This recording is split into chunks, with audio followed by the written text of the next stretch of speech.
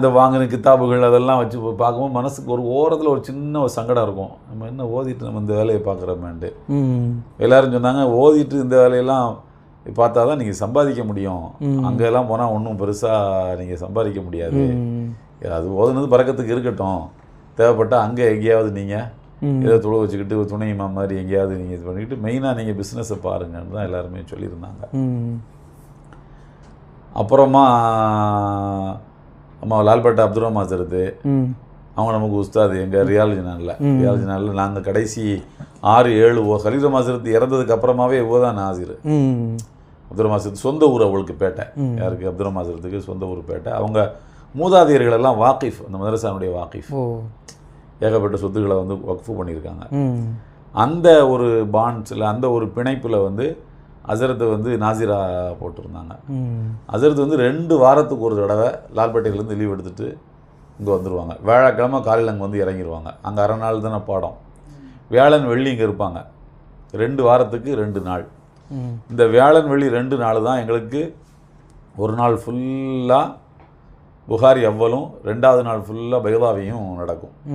அவ்வளோதான், அவள்கிட்ட ஓதுனது தான் பைலாவையும் புகாரி அவ்வலும். ஓரளவுக்கு நல்லாவே அதிகமான போர்ஷன்ஸே முடித்தோம் அல்ஹம்துலில்லாஹ். அந்த இதில் வந்து அசரத்துக்கு அப்போ ஃபோன் கான்டாக்ட் அந்த மாதிரிலாம் எதுவும் கிடையாது, ஃபோனெல்லாம் எதுவும் கிடையாது. அப்போ அப்படியே அங்கே சொல்லி இங்கே சொல்லி இவன் என்ன இப்படி போய் வியாபாரம் பண்ணிட்டுருக்கான், நல்லா ஓதுன பையனாச்சா, ஏன் இப்படி போய் வியாபாரம் பண்ணிகிட்ருக்கான் வச்சிட்ருக்கான்ட்டு கொஞ்சம் பேர்கிட்ட சொல்லவே, சரி சும்மா ஒரு தடவை பார்க்க வர்ற மாதிரி வருவோம் அப்படின்னு வந்தது தான். வந்தேனே பிடிச்சி ரொம்ப சத்தம் போட்டு நீ வந்து இதில் ஃபாசிலில் சேர்ந்துரு அப்படின்றாங்க. என் கூட ஓதுனவன்லாம் அவங்க ஃபாசிலில் சேர்ந்து ஓதிட்டுருக்கான். ஃபாசிலில் வந்து எனக்கு விருப்பம் இல்லை. நமக்கு இந்த லைன் வந்து நம்ம அந்த லைன் பார்த்துட்டோம்ல வியாபாரத்தை. ஒரு அசரத்து வந்து முதலாக என்னை வந்து கொங்கராயக்குறிச்சின்னு ஒரு ஊர், கொங்கராயக்குறிச்சின்னு தூத்துக்குடி மாவட்டத்தில் ஒரு கிராமம். ரொம்ப நாள் கழித்து அங்கே நான் போயிருந்தேன், பயானுக்கு போயிருந்தேன். அங்கே 2 பேரும் என்னை கண்டுபிடிச்சிட்டாங்க, இவர் நம்மள இங்கே இருந்திருக்கிறாரு அப்படின்னு. அங்கே ஒரு 8 வாரம் இமாமா இருந்தேன். 8 வாரம் ஞாயிற்றுக்கிழமை தஃப்சீர் பண்ணுவோம்.